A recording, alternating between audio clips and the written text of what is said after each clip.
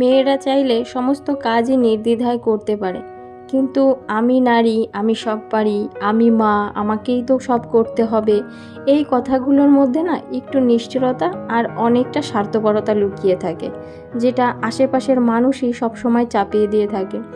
আর সেই চাপে আমরা অনেক সময় অনেক মা নিজে থেকেই ভুলে যাই যে আমরাও একটা মানুষ, আমাদেরও একটা রক্তে মাংস গড়া শরীর, আমাদেরও ইচ্ছা অনিচ্ছা থাকে। শরীর খারাপ হলে আমাদেরও বলতে ইচ্ছা করে আজকে আর এটা করতে ইচ্ছা করছে না, আজকে কাজটা করব না, আজকে বাচ্চাকে স্নান করাতে ইচ্ছা করছে না, খাওয়াতে ইচ্ছা করছে না।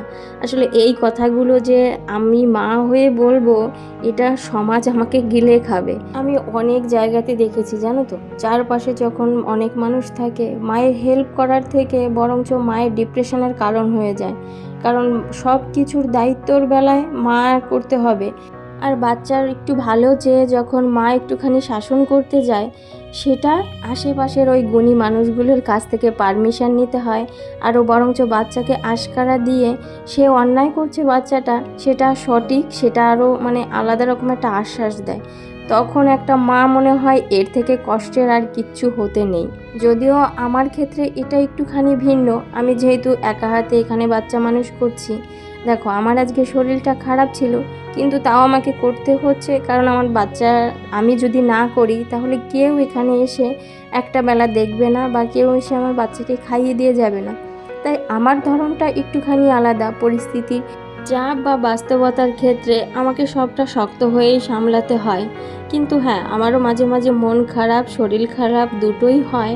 আর সেটা ওই নিজেকেই খেয়াল রাখতে হয়। যেমন আজকে দুপুরবেলায় রান্না করতে একদমই ইচ্ছা করছিল না, মনের মধ্যে বলতে পারো একটা আলাদা রকমের অশান্তি কাজ করছিল। তাই ওই সমস্ত সবজিপাতি আস্তে আস্তে টুকটুক করে কেটে শুধু রান্নাটাই আজকে করেছি। আর বাড়তি যে কাজবাজগুলো হয় সেগুলো খুব একটা বেশি গুছিয়ে আজকে আর করিনি। তারপর ছেলেকে স্কুলে পাঠিয়েছিলাম। দুপুরবেলায় প্রচণ্ড দেখলাম বৃষ্টি হচ্ছে, ছেলেও স্কুল থেকে ফিরেছে। আর এই সময়টাতে আমার মন ভালো করার জন্য বসে পড়েছি ছেলে মেয়েকে নিয়ে। বেশ খানিকটা সময়ও কাটানো হবে, আর আমার পছন্দের একটা কাজও হয়ে যাবে। আসলে একটা ওয়াল হ্যাঙ্গিং বানাচ্ছি, আর এই সমস্ত কাজবাজ আমার যতটা না ভালো লাগে, আমার ছেলে মেয়েদেরও তার থেকে বেশি ভালো লাগে। কারণ এই ছোট্ট ছোট্ট হেল্প করাতে ওরাও দেখি অনেকটা খুশি হয়, আর ওদেরও সময়টা অনেকটা ভালো কাটে। বাইরে যেহেতু প্রচণ্ড বজ্রপাত হচ্ছে, তাই জ্বালানা সবগুলো আটকিয়ে দিয়েছি।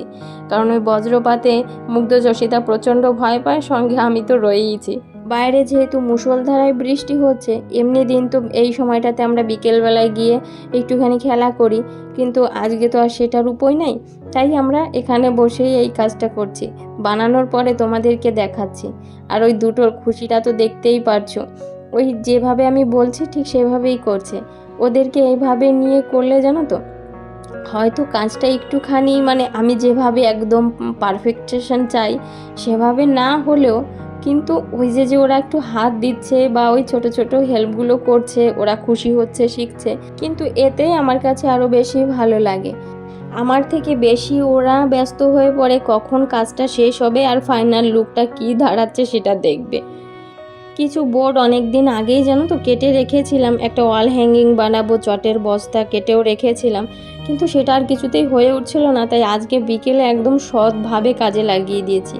এখন হয়তো তোমরা বুঝতে পারছো না, শুধু সবে ওই গামটাম দিয়ে লাগানো হয়েছে, তো তোমাদেরকে একটু পরে দেখাচ্ছি। আর ওই দেখো, বললাম না আমার থেকে ওরা বেশি আগ্রহ থাকে। বলেছি যা একটুখানি দু ভাই বোন খেলে আয়, শুকাক, তারপরে আমরা দেখব কেমন হয়েছে, সুন্দর হয়েছে না একটুখানি আরও ভালো করলে আরও বেশি ভালো হতো। কিন্তু সেটার আর তো আর ওদের হয়েছিল না। যেহেতু উপরের ফ্যানটা চালিয়ে দিয়েছিলাম, তাই ঘন্টা খানিকের মতো সময় লেগেছে সেট হতে। আর এটা হচ্ছে ফাইনাল লুক। কেমন হয়েছে অবশ্যই কিন্তু জানিও। যদিও স্টোনগুলো একটু ওই মিনারগুলো এদিক ওদিক হয়ে গেছে, ওই যে আমার মুগ্ধ যে নিজে হাতে লাগিয়েছে তার জন্য। এটা এখানেই রাখবো, তার জন্যই বানানো হয়েছে। তোমরা অবশ্যই কমেন্টে জানিও জিনিসটা কেমন হয়েছে। আজকের ভিডিওটা তবে এখানেই রাখি। সবাই খুব ভালো থেকো, দেখা হবে আবার।